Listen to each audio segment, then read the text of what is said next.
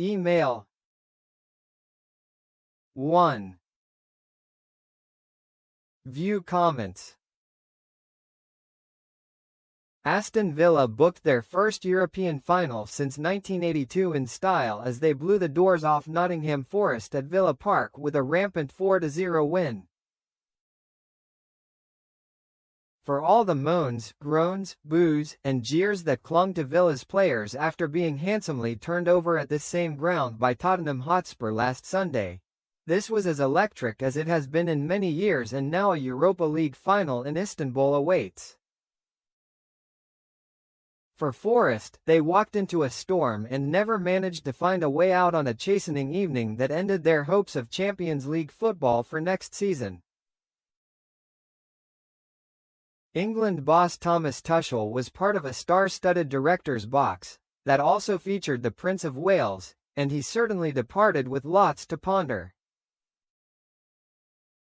For one, did Ollie Watkins finally establish himself as the best of the rest strikers behind Harry Kane? Secondly, was this the blueprint of how to take Elliot Anderson out of a game?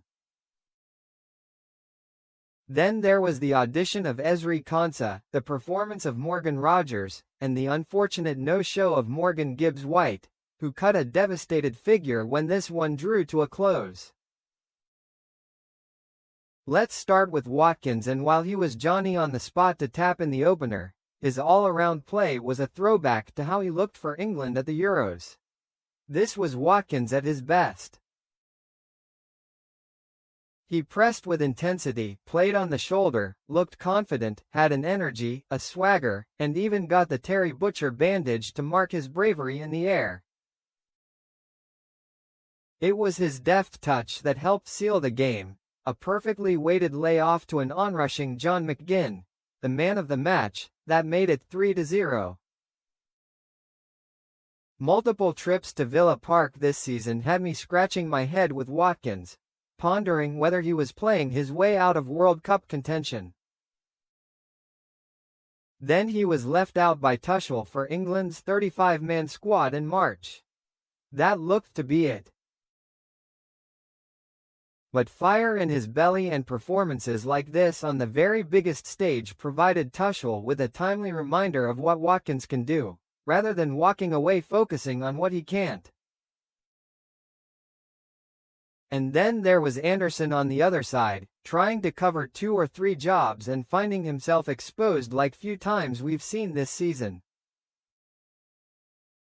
His £100 million plus price tag, that has Manchester United, Manchester City, Bayern Munich and more circling, is a sign of both his progress in the past 12 months but also his ability. Yet, here was Anderson, brutally exposed as Forest's heads spun from the moment they emerged from the tunnel. Anderson has shown so often his ability to dictate and run a game, grabbing it by the scruff of its neck, and it was he who masterminded England under-21's Euros success last summer, with Tuchel blown away that day in Bratislava. But here was a blueprint of what can happen when Anderson doesn't have help around him, doesn't get support, doesn't get time on the ball. The evidence was galling. England have better players to put around him than Nottingham Forest. That's not up for debate. But defining his role will be key, as will playing to his strengths. Do that and England can thrive.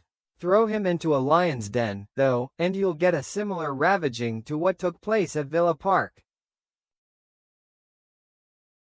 Thomas, take notes. Victor the Great. When the team sheet dropped and there was Victor Lindelof's name, that alone raised some eyebrows. Then it emerged he would be starting in midfield for Villa for the very first time. Raise those eyebrows a touch more. So, pre-match, Unai Emery got asked about the move, only to, in typical Emery fashion, say that the Swede is not a goalkeeper. That awkward exchange parked. This experiment was an overwhelming success, no question about it. Where Forest's midfield looked erratic, unable to establish any tempo or control, Lindelof looked unruffled, the quarterback at the base of midfield, before sliding effortlessly into a right centre-back role on occasion, too. His protection confused Forest with their midfield assignments. By contrast, Lindelof's teammates felt comfortable to attack at will with a Swedish safety net there to bail them out. In 2017, José Mourinho proposed playing Lindelof, who came through the youth ranks at Benfica as a midfielder, in the middle of the park to give his Manchester United side greater control and balance. 6 years later, Erik ten Hag had the same idea. So, perhaps there should have been surprise at the surprise.